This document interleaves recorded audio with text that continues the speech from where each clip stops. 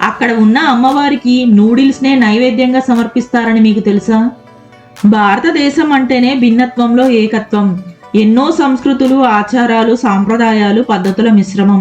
అందుకే భారతదేశానికి విదేశాల నుంచి పెద్ద ఎత్తున పర్యాటకులు వస్తూ ఉంటారు. సాధారణంగా ఆలయాల్లో లడ్డూ ప్రసాదం ఉంటుంది. అదేవిధంగా పశ్చిమ బెంగాల్ రాజధాని కలకత్తాలో ప్రత్యేక ఆలయం ఉంది. అక్కడ దేవుడికి నైవేద్యంగా నూడిల్స్ పెడతారు. భక్తులకు కూడా నూడిల్స్నే ప్రసాదంగా ఇస్తారు. కలకత్తాలోని చైనా టౌన్లో తాంగ్రా అనే ఫేమస్ ఏరియా ఉంది. అక్కడ చైనీస్ కాళీమాత ఆలయం ఉంది. ఈ ఆలయం చుట్టూ ఉన్న పరిసరాలకు వెళ్తే ఇండియాలో ఉన్నట్టు అనిపించదు. China, Hong Kong, Japan, Taiwan, Tibet లాంటి దేశాల్లో ఉన్నట్లు అనిపిస్తుంది. అక్కడి ఆచార వ్యవహారాలన్నీ తూర్పు ఆసియా దేశాల వారు పాటించేవిలా ఉంటాయి. అందుకే కలకత్తాకు వెళ్లే పర్యాటకులు తప్పనిసరిగా అక్కడకు వెళ్తుంటారు. ఇక్కడి స్థానికుల్లో ఎక్కువ మంది చైనీయులే.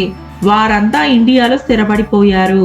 కాబట్టి వారు భారత సంస్కృతులను పాటిస్తూ వాటికి చైనా సంస్కృతులను సమ్మిళితం చేశారు. ఈ ఆలయం 80 ఏళ్ల నాటిది. 60 ఏళ్లుగా హిందువులు ఒక చెట్టు కింద 2 దేవతా విగ్రహాల్ని పూజిస్తూ వచ్చారు. ఆ తరువాత అక్కడే ఆలయాన్ని నిర్మించారు. గత 20 ఏళ్లుగా బెంగాలీ ప్రజలు, చైనా ప్రజలు కలిసి ఈ ఆలయాన్ని అభివృద్ధి చేసుకుంటున్నారు. అందువల్ల ఇక్కడ ప్రత్యేక సంస్కృతి కనిపిస్తుంది.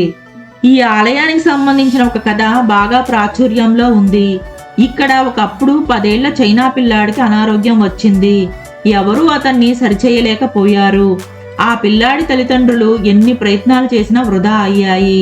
ఆ సమయంలో ఎవరో వారికి స్థానిక చెట్టు కింద ఉన్న అమ్మవారికి పూజలు చేయమని చెప్పారు.